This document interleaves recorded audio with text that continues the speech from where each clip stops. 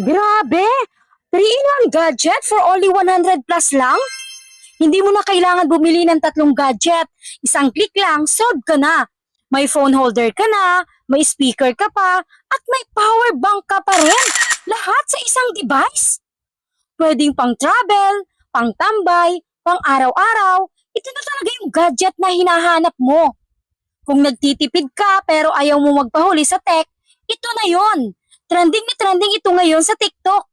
At may dahilan ka para bilhin ito kasi nga, foldable siya, pwede kahit saan, naro-rotate ito ng 360 at pwede ka pang mag-charge kapag nalobat ka. At kung gusto mo naman ng malakas ng speaker, pwedeng-pwede ito. Wait lang, huwag ka munang mag-scroll. Pakinggan mo ito. Dapat naka-bluetooth ka at madali lang ikinog ito. Then, ayan na ang tunog. As the flowers, I sit for hours. Ang tagal nang naka-add to cart itong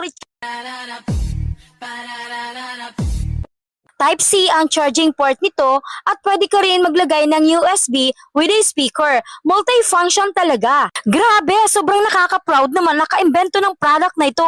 Imagine, hindi mo na kailangan bumili ng paisa-isang speaker, phone holder at power bank.